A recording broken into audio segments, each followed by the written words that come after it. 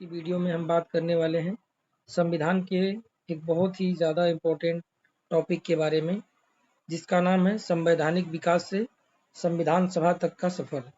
यानी इस वीडियो में हम डिस्कस करेंगे कि हमारा संविधान बना कैसे, संविधान सभा का निर्माण कैसे हुआ और उस दौरान क्या-क्या चीज़ें आई, क्या कैसे-कैसे चेंज हुआ, इसके बारे में हम लोग डिस्कस करेंगे।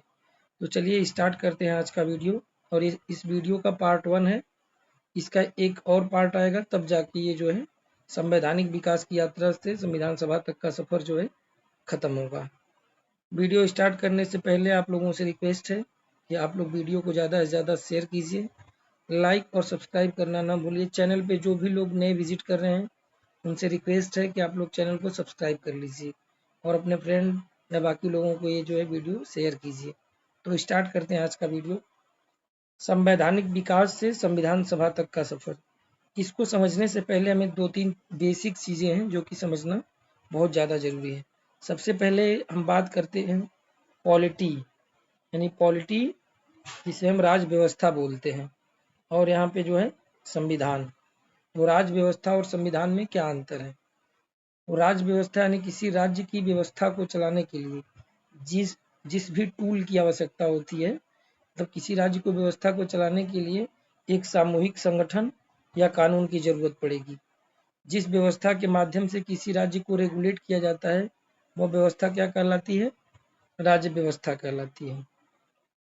यानी राज्य की व्यवस्था को चलाने के लिए केंद्र सरकार, राज्य सरकार या फिर संसद जो कि कानून बनाती है, और ये जो है टूल्स हैं उसके।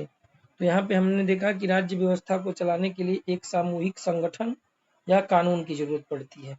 तो राज्य की व्यवस्था को सामूहिक रूप से चलाने के लिए जिस नियमों और कानूनों की जरूरत पड़ती है उसे हम संविधान बोलते हैं। तो ये डिफरेंस है। राज्य व्यवस्था के एक टूल के रूप में संविधान जो है कार्य करता है।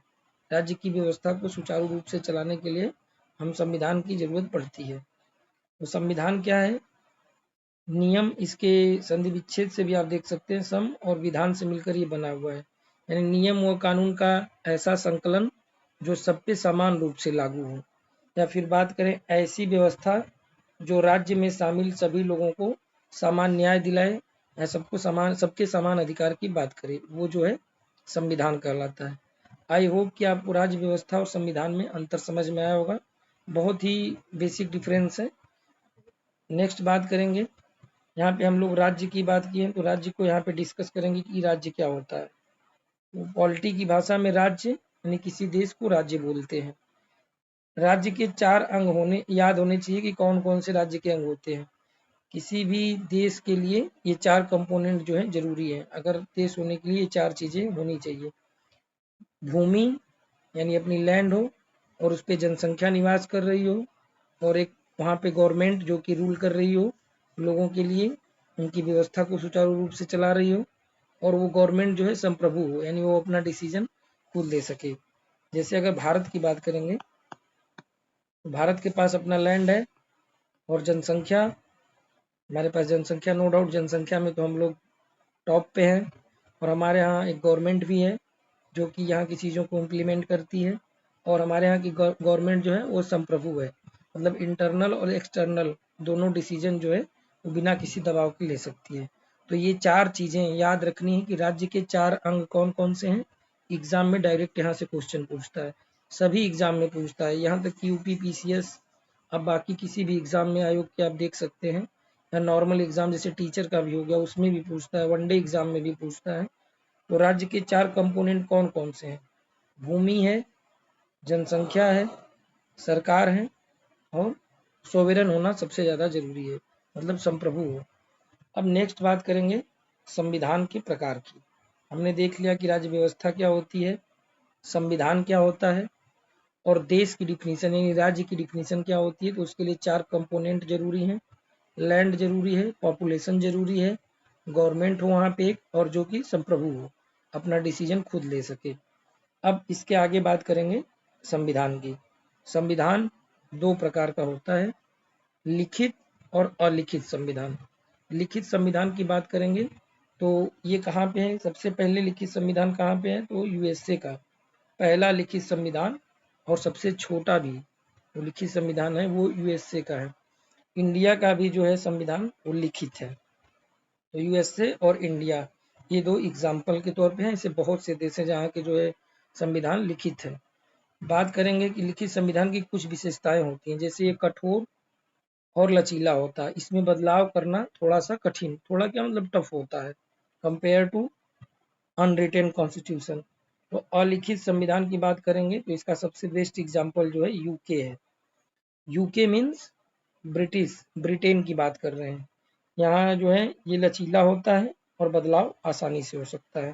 तो संविधान के टू टाइप्स होते हैं, एक लिखित और एक अलिखित। लिखित में यूएसए और इंडिया की बात करेंगे, जहाँ पे संविधान थोड़ा कठोर भी है और लचीला भी है, इसमें बदलाव करना कठिन होता है। अलिखित संविधान की सबसे बेस्ट जो डिफिनीशन यूके को ले सकते हैं, यानी यूनाइटेड किंगडम को, जहाँ पे संविधान लचीला है, मतलब अनरिटन फॉर्म में है और इसमें बदलाव करना आसान होता है।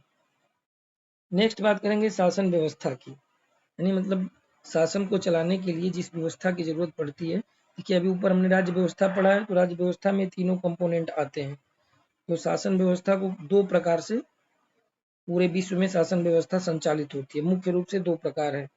पहला जो है अध्यात्मक रूप है इसका, मतलब अध्यक्षीय गवर्नमेंट है, और दूसरा जो है ये संसदीय है। अगर अध्यक्षात्मक की बात करेंगे तो इसका बेस्ट एग्जाम्पल कौन सा है, यूएसए है। और संसदीय की बात करेंगे तो इसका बेस्ट एग्जाम्पल जो है इंडिया है। शासन व्यवस्था के कितने अंग होते हैं, शासन व्यवस्था के तीन अंग होते हैं। कौन कौन से, विधायिका, कार्यपालिका और न्यायपालिका। ये शासन व्यवस्था के तीन अंग हैं। विधायिका का काम क्या होता है, कानून बनाना, यानी ये लॉ मेकिंग का काम करती है। जैसे विधायिका को अगर समझना है तो संसद को समझ लीजिए। संसद क्या काम करती है, संसद कानून बनाने का काम करती है। कार्यपालिका यानी ये लागू कराती है, उन नियमों को जो कानून बन के आते हैं उनको ये लागू करवाती है। मंत्रिमंडल को हम बोल सकते हैं, मंत्रिमंडल का काम क्या होता है, उस कानून को लागू करवाना, यानी कार्यपालिका इसे बोलेंगे। न्यायपालिका का कार्य होता है कानून व्यवस्था को बनाए रखना या कानून की व्याख्या करना और न्याय सुनिश्चित करना। कार्यपालिका कानून लागू करवाती है, जैसे जो गवर्नमेंट होती है, जो उसके मंत्री होते हैं वो कानून लागू करवाते हैं। एक इम्पॉर्टेंट नोट यहाँ पे है, जैसे भारत व ब्रिटेन दोनों जगह जो है संसदीय शासन व्यवस्था है, लेकिन दोनों में कुछ भिन्नताएं हैं। भारत ने जो है संसदीय जो व्यवस्था है उसको कहाँ से लिया है, इसको भारत ने ब्रिटेन से अपनाया है, यानी ब्रिटेन से हमने संसदीय व्यवस्था को लिया है। लेकिन दोनों जगह की संसदीय शासन व्यवस्था में कुछ डिफरेंस है, उसकी बात हम लोग करेंगे। जैसे ये इंडिया और ब्रिटेन, तो हम लोग तुलना करते हैं सबसे पहले न्यायपालिका की। न्यायपालिका जो भारत की है वो स्वतंत्र है, लेकिन ब्रिटेन की न्यायपालिका प्रतिबद्ध न्यायपालिका, यानी ये संसद के प्रति कमिटेड है। और हमारे यहाँ की जुडिशरी जो है ये इंडिपेंडेंट है, इस पर किसी भी तरह का कोई भी दबाव नहीं है। बात करेंगे सर्वोच्चता की, तो हमारे यहाँ संविधान सर्वोच्च है। हमारे यहाँ संविधान को सर्वोच्च माना गया है, संविधान के आगे कोई भी चीज़ें नहीं है, सर्वोच्च संविधान है। और उसका रक्षक कौन है, सुप्रीम कोर्ट है, यानी न्यायपालिका है। और यहाँ पे संसद सर्वोच्च है। तो ये डिफरेंस है, हमारे यहाँ संसद सर्वोच्च नहीं है, ध्यान रखना है, हमारे यहाँ संविधान सर्वोच्च है। गणतंत्र की बात करेंगे तो भारत में गणतंत्र है, लेकिन ब्रिटेन में गणतंत्र व्यवस्था जो है नहीं है। गणतंत्र किसे कहते हैं, तो जहाँ के नेशन हेड का चुनाव होता है, चाहे वो प्रत्यक्ष रूप से हो या फिर अप्रत्यक्ष रूप से, जहाँ का नेशन हेड चुनाव के माध्यम से चुना जाता है या मतलब नियुक्त किया जाता है, वहाँ जो है गणतंत्र होता है। तो भारत जैसे यहाँ का नेशन हेड कौन है, राष्ट्रपति हैं, तो उनका चुनाव होता है। लेकिन वहाँ पे ऐसा कुछ नहीं है, वहाँ पे आनुवांशिक पद दिया जाता है। और लोकतंत्र की बात करेंगे तो दोनों जगह जो है लोकतंत्र व्यवस्था है। लोकतंत्र भी दो प्रकार का होता है, जिसको आगे की वीडियो में डिस्कस करेंगे, आगे जब डिटेल में पढ़ेंगे इसको तो डिस्कस करेंगे। एक होता है प्रत्यक्ष लोकतंत्र और अप्रत्यक्ष लोकतंत्र। अप्रत्यक्ष लोकतंत्र बड़े बड़े देशों में जैसे इंडिया हो गया या बाकी जितनी भी बड़ी कंट्रियां हैं, वहाँ पे जो है इनडायरेक्ट डेमोक्रेसी है। बाकी जो है डायरेक्ट डेमोक्रेसी ये कुछ ही देशों में है, और जो देश काफ़ी छोटे हैं वहाँ पे ही ये हो सकता है, वहाँ पे ही संभव है। अब नेक्स्ट बात करेंगे, यहाँ से मैं 1 मिनट के लिए इन सब चीज़ों को रिकॉल करा देता हूँ कि अभी हम लोग क्या-क्या पढ़े हैं। सबसे पहले हमने पढ़ा है कि राज्य व्यवस्था क्या होती है, तो राज्य के चलाने के लिए जिस व्यवस्था की ज़रूरत पड़ती है, उसे हम राज्य व्यवस्था कहते हैं। उस व्यवस्था के अंतर्गत कुछ टूल्स काम करते हैं, जैसे केंद्र सरकार, राज्य सरकार, ये जो है एक व्यवस्था हो गई और इन्हीं व्यवस्थाओं को चलाने के लिए नियमों और कानूनों की ज़रूरत पड़ती है। उन्हीं नियमों और कानूनों का संकलन संविधान कहलाता है। तो संविधान किसी राज्य के हर एक व्यक्ति को समान रूप से समान अधिकार देता है। अब यहाँ पे हमने राज्य शब्द का यूज़ किया, तो राज्य क्या होता है? तो हमने बताया कि राज्य के 4 कंपोनेंट होते हैं। सबसे पहले उसके पास भूमि होनी चाहिए, देन जनसंख्या, उसके बाद जो है आपके पास एक गवर्नमेंट होनी चाहिए और वो गवर्नमेंट कैसी हो? संप्रभु हो, जो अपना डिसीजन जो है बिना किसी दबाव के इंटरनल और एक्सटर्नल दोनों निर्णय लेने में वो सक्षम हो, उसे हम राज्य या देश बोलेंगे। उसके बाद हमने बात की कि जो है संविधान कितने प्रकार का होता है, तो 2 प्रकार का, एक लिखित होता है और दूसरा जो है अलिखित संविधान होता है। लिखित संविधान में यूएसए सबसे बेस्ट एग्जाम्पल है, जो कि पहला लिखित संविधान है। उसके बाद भारत की बात करेंगे, सबसे बड़ा लिखित संविधान भारत का है। लिखित संविधान की कुछ विशेषताएं हैं, जैसे उसमें चेंज करना थोड़ा टफ होता है कंपेयर टू जो अलिखित संविधान है। अलिखित संविधान का बेस्ट एग्जाम्पल या बेस्ट कंट्री कौन सा था?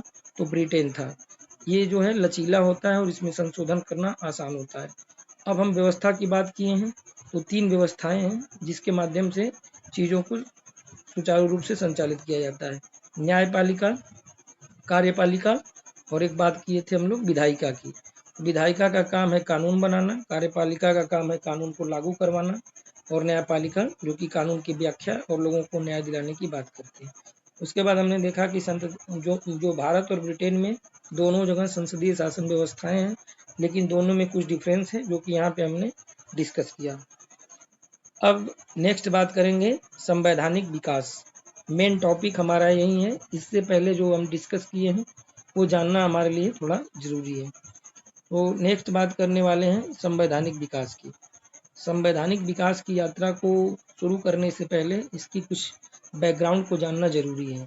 यानी 1773 में जब सबसे पहले रेगुलेटिंग एक्ट आया, तो यहाँ तक हम लोग पहुँचे कैसे या ये नौबत आई कैसे? तो इसमें जो कुछ कंपनियां हैं भारत में शासन करने के उद्देश्य से नहीं आई थी। जैसे अगर हम बात करें पुर्तगाल, डच, ब्रिटिशर, उसके बाद आपके डेनिश और फ्रेंच की, तो ये लोग जो है भारत में व्यापार करने के लिए आए थे। लेकिन भारत की कंडीशन देख के, भारत में जो है भेदभाव या भारत में जो है अपने में ही बिखराव देख के वो समझ गए कि यहाँ पे रूल भी किया जा सकता है। तो इसी क्रम में जो है वो लोग आपस में संघर्ष किए। उसमें कुछ भारतीय शक्तियाँ, भारतीय राजाओं ने भी उसमें संघर्ष किया और अंततः जो है अंग्रेज उसमें सफल हुए।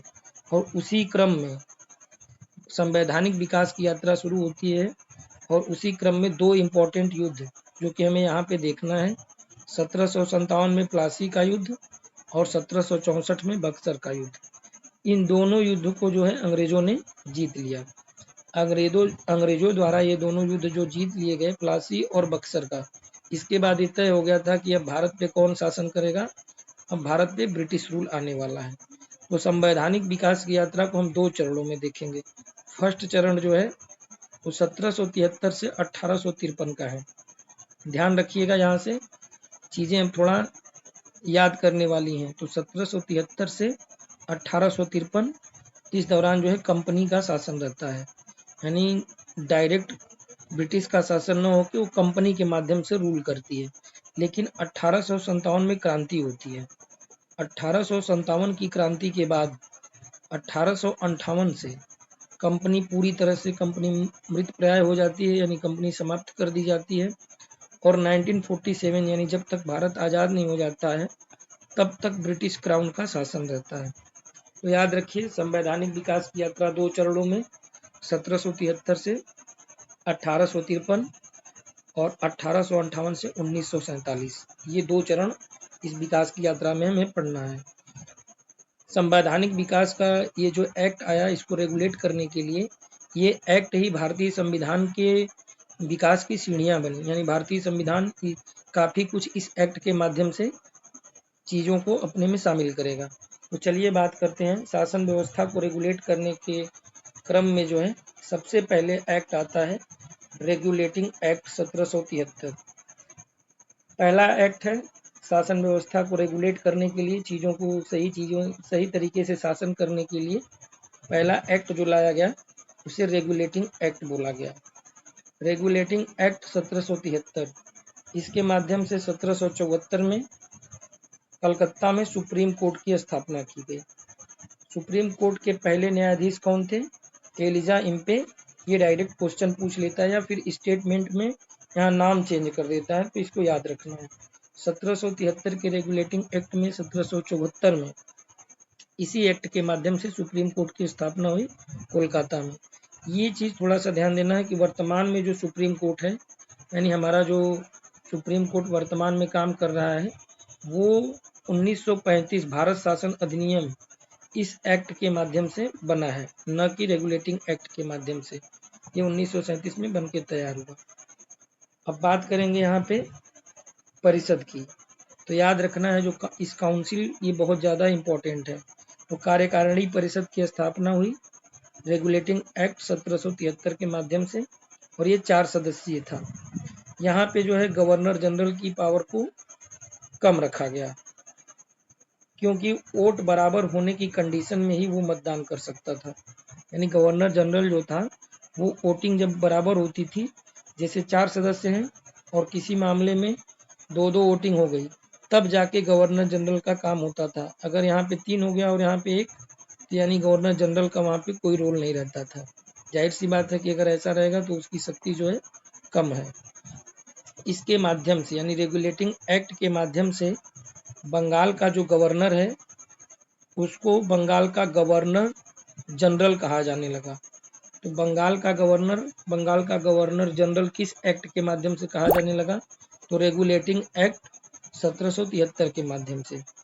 नेक्स्ट बात करेंगे, ये सबसे ज़्यादा इम्पोर्टेंट है, कोर्ट ऑफ डायरेक्टर्स की स्थापना, यानी COD, कोर्ट ऑफ डायरेक्टर्स, जो कि व्यापारिक मामलों के लिए था। इसकी स्थापना किस एक्ट के माध्यम से हुई? ये 1773 के रेगुलेटिंग एक्ट से। तो 1773 के रेगुलेटिंग एक्ट में हमें क्या क्या चीज़ें याद रखनी है? सबसे पहला एक्ट है और नाम है इसका रेगुलेटिंग एक्ट। इसके माध्यम से 1774 में सुप्रीम कोर्ट की स्थापना होती है। इसके मुख्य न्यायाधीश थे एलिजा इम्पे। फिर इसमें जो है एक कार्यकारिणी परिषद की स्थापना होती है जिसमें जो 4 सदस्यीय होती है, और यहाँ पे गवर्नर जनरल जो है इसकी पावर को कम रखा गया था, और बंगाल का गवर्नर जनरल हो गया, और कोर्ट ऑफ डायरेक्टर जो कि व्यापारिक मामलों के लिए था, इसकी स्थापना होती है। ये 3-4 चीज़ें जो है 1773 के रेगुलेटिंग एक्ट से हुआ था। नेक्स्ट बात करेंगे एक्ट ऑफ सेटलमेंट की। तो ये ज़्यादा इम्पोर्टेंट नहीं है, लेकिन ये इसी क्रम में है, इसलिए इसको जो है यहाँ पे लिख दिए हैं कि एक्ट ऑफ सेटलमेंट ये 1781 में आया था। कभी कभी मैच कराने के लिए दे देता है। तो एक्ट ऑफ सेटलमेंट 1781 में, और इसका काम क्या था कि रेगुलेटिंग एक्ट की कमियों को दूर करने के लिए, यानी उसमें जो भी कुछ कमी रह गई थी उसको दूर करने के लिए इस एक्ट को लाया गया था। आप नाम से भी याद रख सकते हैं। पहला एक्ट रेगुलेट करने के लिए चीज़ों को लाया गया था, तो वो रेगुलेटिंग एक्ट हो गया। लेकिन उस एक्ट में कुछ कमियां रह गई, उन कमियों को दूर करने के लिए दूसरा एक्ट जो आया 1781 में, उस एक्ट का नाम था एक्ट ऑफ सेटलमेंट। अब नेक्स्ट बात करेंगे पिट्स इंडिया एक्ट की। ध्यान से देखिएगा, पिट्स इंडिया एक्ट 1784। इसका नाम पिट्स इंडिया एक्ट क्यों पड़ा? क्योंकि ये विलियम पिट के नाम पे ये एक्ट आया था। तो उस समय जो है ब्रिटेन के PM कौन थे? विलियम पिट। उन्हीं के नाम पे ये 1784 का पिट्स इंडिया एक्ट आया था। इसमें एक नया जो है बोर्ड ऑफ कंट्रोल जो है ऐड किया गया, जो कि राजनीतिक मामलों के लिए है। कोर्ट ऑफ डायरेक्टर्स ये 1773 में बना था, पहले से था व्यापारिक मामलों के लिए। और बोर्ड ऑफ कंट्रोल ये जो है पिट्स इंडिया एक्ट के माध्यम से हुआ 1784 में, ये राजनीतिक मामलों के लिए है। तो अंतर आप समझ रहे होंगे कि जो कोर्ट ऑफ डायरेक्टर्स है वो 1773 में बन गया था, और बोर्ड ऑफ कंट्रोल ऐड हुआ पिट्स इंडिया एक्ट के माध्यम से।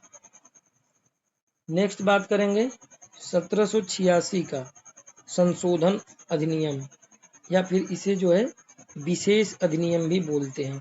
याद रखिएगा, इसे विशेष अधिनियम के नाम से भी पूछता है। ज़्यादा प्रचलन में जो है ये विशेष अधिनियम के नाम से ही है। तो 1786 का विशेष अधिनियम या फिर अमेंडिंग एक्ट, ये इम्पोर्टेंट क्यों है? तो यहाँ पे गवर्नर जनरल की जो है, बंगाल के गवर्नर जनरल की पावर को बढ़ाया गया, और इस एक्ट को जो है स्पेशली एक गवर्नर के लिए लाया गया था, जो कि लॉर्ड कॉर्नवालिस था। ध्यान रखना है, इसीलिए इसे विशेष अधिनियम बोला जाता है। तो लॉर्ड कॉर्नवालिस को कुछ अधिकार दिए गए। लॉर्ड कॉर्नवालिस को क्या अधिकार दिए गए इस एक्ट के माध्यम से, जो 1786 का स्पेशल एक्ट है? यहाँ पे गवर्नर जनरल को अधिकार दिया गया कि वो परिषद, जो कार्यकारिणी परिषद थी 4 सदस्यीय, उसके निर्णय को रद्द कर सकता था। वो जो निर्णय लेते थे, या 3 और 1 की मेजॉरिटी से अगर उन्होंने निर्णय ले लिया, अगर वहाँ पे गवर्नर जनरल की ज़रूरत नहीं पड़ी, लेकिन गवर्नर जनरल को ये लगा कि ये निर्णय, ये डिसीजन गलत है, तो वो जो है परिषद के निर्णय को रद्द कर सकता था। यानी यहाँ पे गवर्नर की पावर को बढ़ाया जा रहा है। ये चीज़ याद रखना है। लॉर्ड कॉर्नवालिस से रिलेटेड एक दो बातें हैं। जो अस्थाई बंदोबस्त किसने शुरू किया था? लॉर्ड कॉर्नवालिस ने। इसने कॉर्नवालिस कोड भी चलाया था, कॉर्नवालिस संहिता जिसे बोलते हैं।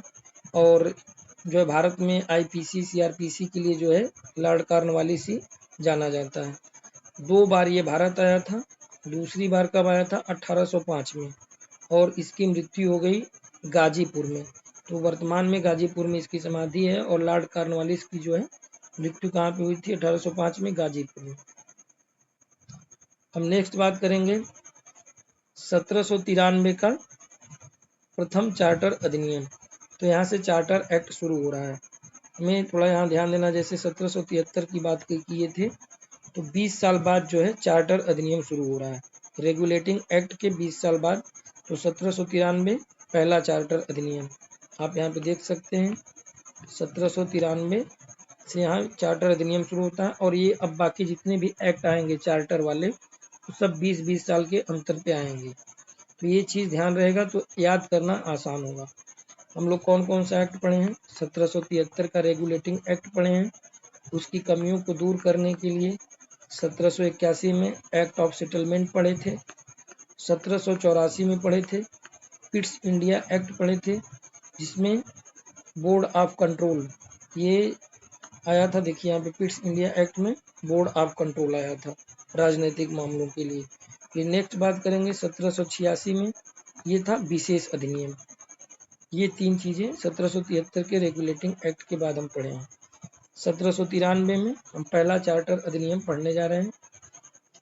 इसके माध्यम से ईस्ट इंडिया कंपनी को व्यापारिक अनुमति मिल गई, और उसके व्यापारिक अनुमति यानी उसके एकाधिकार को 20 वर्षों तक के लिए बढ़ा दिया गया। तो उसे 20 वर्षों का एकाधिकार दे दिया गया ईस्ट इंडिया कंपनी को, और वेतन जो है वो भारतीय राजस्व से दिया जाने लगा। तो 1793 के प्रथम चार्टर अधिनियम से हमें 2-3 बातें याद रखनी है कि ईस्ट इंडिया कंपनी को व्यापारिक अनुमति मिल गई, और उसके व्यापारिक एकाधिकार को 20 वर्षों के लिए बढ़ा दिया गया, और इसका वेतन जो है भारतीय राजस्व से दिया जाने लगा। जो भी कर्मचारी थे उनके वेतन को भारतीय राजस्व से दिया जाने लगा। नेक्स्ट बात करेंगे दूसरा जो है एक्ट चार्टर 1833 में आया। तो 1833 के चार्टर एक्ट की बात करेंगे। इस समय जो है क्राउन जॉर्ज III थे, और गवर्नर जनरल जो था वो मिंटो प्रथम था। तो 1833 के चार्टर एक्ट में अगर हम देखेंगे, तो कंपनी के व्यापारिक एकाधिकार को समाप्त कर दिया गया। कंपनी के व्यापारिक एकाधिकार को समाप्त किया गया, लेकिन पूर्णतः नहीं। अभी भी चाय और चीन के साथ जो है इनका व्यापार, और तंबाकू भी इसमें था। तो चाय चीन को छोड़कर बाकी इनके व्यापारिक एकाधिकार समाप्त कर दिए गए, लेकिन प्रशासनिक अधिकार वैसे ही 20 साल के लिए बढ़ा दिया गया। 1833 के चार्टर के एक्ट में व्यापारिक एकाधिकार को पूर्णतः नहीं समाप्त किया गया था, ये ध्यान रखना है। व्यापारिक एकाधिकार को कम कर दिया गया था। चाय और चीन के साथ अभी भी व्यापार वो कर सकते थे। अब इसमें इम्पोर्टेंट फैक्ट है, 1833 के एक्ट में शिक्षा पे पहली बार मतलब एजुकेशन पे पहली बार जो है बजट खर्च किया जा रहा है 1 लाख रुपए का। तो ये बहुत बड़ी बात है, क्योंकि यहाँ से एजुकेशन पे बात की जा रही है, उसके ऊपर बजट खर्च किया जा रहा है। तो याद रखना है कि 1833 के चार्टर एक्ट के माध्यम से कंपनी के एकाधिकार को कम किया गया और शिक्षा पे यानी एजुकेशन पे 1 लाख का बजट खर्च किया गया। ईसाई मिशनरियों को भारत में प्रचार प्रसार की अनुमति मिल गई। तो याद रखना है कि ईसाई मिशनरी जो है अब भारत में प्रचार प्रसार कर सकते हैं। किस एक्ट के माध्यम से? 1833 के चार्टर एक्ट के माध्यम से ऐसा वो कर सकते हैं। ईसाई मिशनरी जो कि भारत में प्रचार प्रसार की जिन्हें अनुमति मिल गई, उनका हेडक्वार्टर कहाँ था? तो उनका हेडक्वार्टर था कोलकाता में। नेक्स्ट बात करेंगे एक्ट की, तो चार्टर एक्ट 1853। आप ये देख सकते हैं कि जितने भी एक्ट आ रहे हैं वो 20-20 साल के जो है अंतराल पे आ रहे हैं। तो 1853 के चार्टर एक्ट को अगर हम देखेंगे तो बंगाल का गवर्नर जनरल, जो कि पहले बंगाल का सिर्फ गवर्नर था, 1773 के रेगुलेटिंग एक्ट से ये बंगाल का गवर्नर जनरल बना था। उसका नाम बदलकर अब भारत का गवर्नर जनरल कर दिया गया। तो बंगाल से भारत हो गया, बस ये चेंज आया यहाँ, बंगाल से भारत। पहले वो बंगाल का था, अब वो पूरे भारत का कर दिया गया है। तो ये चीज़ याद रखना है। किस एक्ट के माध्यम से हुआ है? 1853 के। इसे सेंट हेलिना एक्ट भी कहते हैं, क्योंकि अफ्रीका में एक द्वीप है सेंट हेलिना के नाम से, और इसी एक्ट के माध्यम से जो है उस पर कब्जा किया गया था। तो ये इतना इम्पोर्टेंट नहीं है, लेकिन याद रख सकते हैं। कभी कभी पूछ लेता है कि सेंट हेलिना एक्ट किस एक्ट को कहते हैं। तो चार्टर एक्ट 1853, इसे सेंट हेलिना एक्ट के नाम से भी जाना जाता है। भारत का प्रथम गवर्नर जनरल कौन था? क्योंकि अब नाम चेंज हो चुका है, बंगाल का गवर्नर जनरल जो है भारत का गवर्नर जनरल बन चुका है। तो विलियम बेंटिक, और ये बहुत ही ज़्यादा इम्पोर्टेंट है क्योंकि इसने राजा राम मोहन राय की सहायता से 1829 में सती प्रथा को समाप्त किया था। तो सती प्रथा को विलियम बेंटिक के समय ही समाप्त किया गया था, और इसका कार्यकाल कब से कब तक है? 1828 से 1835 तक। तो 1829 में राजा राम मोहन राय की सहायता से इसको समाप्त किया गया। राजा राम मोहन राय को राजा की उपाधि किसके द्वारा दी गई थी? इसको आप लोग कमेंट करके जरूर बताइएगा। अगर आप वीडियो देख रहे हैं तो राजा राम मोहन को राजा की उपाधि किसने दी, ये कमेंट करिएगा। भारत का पहला गवर्नर जनरल पूछेगा विलियम बेंटिक, जो कि 1853 के एक्ट से हुआ है। अब यहाँ पे देखेंगे कि व्यापारिक एकाधिकार, जो कि 1833 के एक्ट में हमने देखा था कि चाय और चीन के साथ जारी था, चाय का व्यापार कर सकते थे और चीन के साथ। तो अब यहाँ पे जो है व्यापारिक एकाधिकार पूर्णतः समाप्त हो गया, यानी 1833 में ये चीज़ें अभी बची हुई थी, लेकिन 1853 में व्यापारिक एकाधिकार को पूर्णतः समाप्त कर दिया गया और प्रशासनिक अधिकारी जो है अभी 20 वर्ष के लिए बढ़ा दिया गया। तो प्रशासनिक एकाधिकार को 20 वर्षों के लिए यहाँ पे भी बढ़ाया गया है। तो याद रखना है, जो भी चेंज आ रहे हैं वो व्यापारिक एकाधिकार में आ रहे हैं। प्रशासनिक एकाधिकार 1813 में सबसे पहले आप बात करेंगे 1793, उसके बाद 1813, 1833, 1853। इन सभी एक्ट में प्रशासनिक एकाधिकार को 20 साल तक के लिए बढ़ाया जा रहा है। जो भी कमी हो रही है कंपनी के व्यापारिक एकाधिकार में, और पूर्णतः कब समाप्त हो गया? 1853 में। कार्यकारिणी परिषद, तो जो कार्यकारिणी परिषद है काउंसिल, उसमें जो है 1773 में हमने अभी डिस्कस किया 4 सदस्य थे। 1784 में जब पिट्स इंडिया एक्ट आया तो इसमें 3 सदस्य हो गए। कार्यकारिणी जो परिषद थी काउंसिल, उनके सदस्यों की संख्या इम्पोर्टेंट है। 1833 में ये फिर से 4 हो गए, जिसमें एक अस्थायी था, लॉर्ड मैकाले। तो याद रखना है, एक अस्थायी सदस्य किस में जुड़ा था? 1833 में लॉर्ड मैकाले, जिसे भारत में अंग्रेजी शिक्षा का जन्मदाता कहा जाता है। 1861 की बात करेंगे तो इस समय 6 सदस्य थे, जिसमें 2 सदस्य नए ऐड हुए, एक फाइनेंस से रिलेटेड और एक पीडब्ल्यूडी विभाग से। यहाँ पे सिविल एग्जाम के लिए मोस्ट इम्पोर्टेंट है, याद रखिएगा। सिविल एग्जाम के लिए खुली प्रतियोगिता परीक्षा कराई गई। तो खुली प्रतियोगी परीक्षा सिविल एग्जाम के लिए किस एक्ट के माध्यम से कराई गई? तो 1853 वाले एक्ट के माध्यम से कराई गई। तो सबसे पहले शिक्षा पे बजट 1813 में आया था और सबसे पहले खुली प्रतियोगी परीक्षा ये 1853 में कराई गई। अब बात करेंगे भारत शासन अधिनियम की। अब यहाँ से जो है 1853 के बाद चार्टर एक्ट खत्म होके अब यहाँ से भारत शासन अधिनियम शुरू हो रहा है। भारत शासन अधिनियम 1858। तो यहाँ से कंपनी, हमने सबसे पहले बात की थी कि हम 2 पार्ट में चीज़ों को पढ़ेंगे, 1773 से 1853 तक। ये क्या रहेगा? ये रहेगा कंपनी का शासन। तो कंपनी का शासन अब समाप्त हो चुका है। अब यहाँ से शुरू होगा भारत शासन अधिनियम 1858 और कंपनी पूर्णतः जो है यहाँ पे समाप्त हो चुकी है, क्योंकि 1857 में जो क्रांति हुई उससे ये समझ में आ गया था अब भारत को यहाँ से अब अधिकार मिलने शुरू होंगे। इसी एक्ट के माध्यम से देखिए चीज़ों में अब धीरे धीरे, जैसे पहले था चार्टर एक्ट, देख के लग रहा था कि हाँ ये ब्रिटिश का कोई एक्ट है, लेकिन अब यहाँ पे भारत शब्द जुड़ चुका है, क्योंकि अब ब्रिटिशर को लगने लगा था कि अब भारत के लिए कुछ करना पड़ेगा, तभी जाके ये चीज़ों को थोड़ा रोका जा सकता है और अपने जो शासन को थोड़ा आगे बढ़ाया जा सकता है। तो यहाँ से आपको नाम देखने को मिलेगा भारत शासन अधिनियम 1858। यहाँ से क्राउन का शासन स्टार्ट होता है। कंपनी पूर्ण रूप से मृतप्राय यानी समाप्त हो गई। यहाँ प्रशासनिक अधिकार भी समाप्त कर दिए गए। कंपनी के जो व्यापारिक एकाधिकार थे वो 1853 में ही समाप्त कर दिए गए थे, लेकिन उसके प्रशासनिक अधिकार को 20 वर्षों तक के लिए बढ़ाया गया था। ध्यान रखिएगा, 1853 में 20 वर्षों तक के लिए बढ़ाया गया था, लेकिन बीच में ही 1857 में क्रांति हो जाती है और इस क्रांति की वजह से पूरी चीज़ें जो हैं चेंज हो जाती हैं।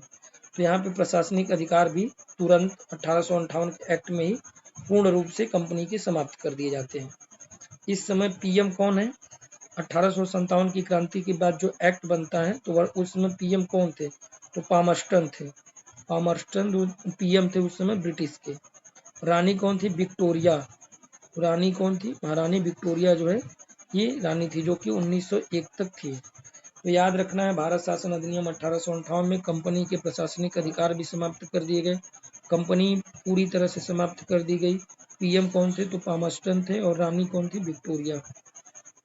भारत का गवर्नर जनरल भारत का वायसराय बन गया। तो हम लोग 3 एक्ट देखे हैं। एक देखे हैं 1773 का रेगुलेटिंग एक्ट, 1853 का एक्ट और 1858। 1773 के रेगुलेटिंग एक्ट में हमने देखा कि जो बंगाल का गवर्नर था उसे बंगाल का गवर्नर जनरल कर दिया गया। 1853 के चार्टर एक्ट से हमने देखा कि जो बंगाल के गवर्नर जनरल का नाम बदल के भारत का गवर्नर जनरल कर दिया गया और 1858 में भारत का गवर्नर जनरल अब भारत का वायसराय बन चुका है। तो यहाँ पे अब नया जो पद शुरू हो रहा है वायसराय का। और पहले वायसराय कौन है? तो लॉर्ड कैनिंग है। याद रखना है, पहले भारत का पहला गवर्नर जनरल विलियम बेंटिक और पहला वायसराय कौन है? Lord Canning. और इस एक्ट के माध्यम से 1858 के एक्ट के माध्यम से पिट्स एक्ट में जो द्वैध शासन था, यानी कोर्ट ऑफ डायरेक्टर्स और बोर्ड ऑफ कंट्रोल, ये दोनों को समाप्त कर दिया गया। बहुत ही ज़्यादा इंपॉर्टेंट होने वाला है, इस चीज़ को ध्यान से देखिए। कोर्ट ऑफ डायरेक्टर्स जो है ये और बोर्ड ऑफ डायरेक्टर्स, इन दोनों को पूर्ण रूप से किस एक्ट के माध्यम से समाप्त किया गया? 1858। और ये पिट्स इंडिया एक्ट के माध्यम से ये आया था। तो ये द्वैध शासन था और इसको समाप्त कर दिया गया। अब एक नया पद यहाँ पे जो है सृजित किया गया, यानी एक नया पद बनाया गया। याद रखना है कि राज्य सचिव का पद 1858 के एक्ट के माध्यम से आया था। देखिए छोटी छोटी बातें हैं लेकिन बहुत ही ज़्यादा इम्पोर्टेंट है, यहीं से क्वेश्चन बनते हैं क्योंकि ये कंफ्यूजिंग पॉइंट है। तो राज्य सचिव का पद कब सृजित हुआ था? किस एक्ट के माध्यम से? 1858 का जो एक्ट था उसके माध्यम से राज्य सचिव का जो है पद सृजित हुआ था। ये चीज़ हमें याद रखना है। वायसराय ये जो है राज्य सचिव को रिपोर्ट करता था, यानी वायसराय से भी बड़ा कौन हो गया था? राज्य सचिव। और राज्य सचिव डायरेक्ट क्राउन को रिपोर्ट करता था। तो सोचिए कि राज्य सचिव का जो है पद कितना बड़ा हो गया है। तो ये चीज़ जो है ध्यान देना है कि अब राज्य सचिव का पद बन गया यहाँ पे परिषद। जो काउंसिल थी वो अब सलाहकारी संस्था के रूप में काम करने लगी। तो जो काउंसिल बनाई गई थी, जो कार्यकारिणी परिषद बनाई गई थी, वो अब सलाहकारी संस्था के रूप में काम करने लगी थी। ये चीज़ें भी हमें ध्यान में रखनी है। अब नेक्स्ट बात करेंगे भारत परिषद अधिनियम 1861। तो इसमें हमने देखा ऊपर की काउंसिल में कितने सदस्य हो गए थे, 6 हो गए थे, लेकिन काउंसिल अब सलाहकारी संस्था बन के रह गई है। राज्य सचिव का पद भी सृजित हो चुका है। वायसराय राज्य सचिव को रिपोर्ट करता है। भारत परिषद अधिनियम 1861 की बात करेंगे तो विधि निर्माण के लिए पहली बार, मोस्ट इम्पोर्टेंट है, याद रखना इसे भी, विधि निर्माण के लिए पहली बार भारतीय प्रतिनिधि को शामिल किया गया।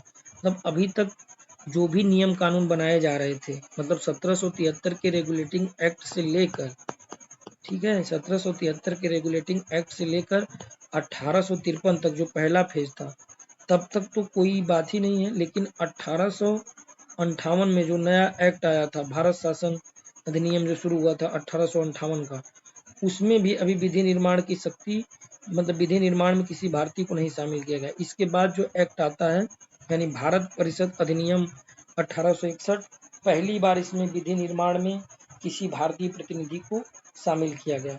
मद्रास और बॉम्बे प्रेसिडेंसी के लिए, ये देखिए बहुत ज़्यादा इम्पोर्टेंट है, मद्रास और बॉम्बे प्रेसिडेंसी संशोधन की शक्तियाँ इन्हें पुनः प्राप्त हुई। तो मद्रास और बॉम्बे जो प्रेसिडेंसी थी, इन्हें जो है संशोधन की शक्तियाँ पुनः दे दी गई, यानी विकेंद्रीकरण की तरफ जो है ये पहला कदम था। मद्रास और बॉम्बे प्रेसिडेंसी की जो संशोधन शक्तियाँ थी, 21 एक्ट के माध्यम से कम की गई थी। तो ये 1773 के रेगुलेटिंग एक्ट के माध्यम से ही ये खत्म कर दी गई थी। लेकिन पुनः जो है उन्हें यह शक्तियाँ प्रदान कर दी गई, यानी मद्रास और बॉम्बे प्रेसिडेंसी अब वो खुद अपने यहाँ के नियम कानून में संशोधन कर सकते हैं। तो विकेंद्रीकरण की तरफ, यानी डिसेंट्रलाइजेशन की तरफ पहला कदम कब देखने को मिलता है, भारत परिषद अधिनियम 1861 में। नेक्स्ट बात करेंगे भारत परिषद अधिनियम 1892। भारत परिषद अधिनियम 1892, और ये भी बहुत ज़्यादा इम्पोर्टेंट है क्योंकि बजट पर बहस करने की अनुमति ये प्राप्त हो गई। पूरक प्रश्न पूछने की अनुमति नहीं प्राप्त थी, और मतदान की शक्ति, ये दो चीज़ें नहीं प्राप्त हुई। तो याद रखना है, कभी कभी ऐसा लगता है कि ये दोनों शक्तियाँ भी प्राप्त हो गई थी, लेकिन सिर्फ बजट पे बहस करने की अनुमति प्राप्त हुई थी।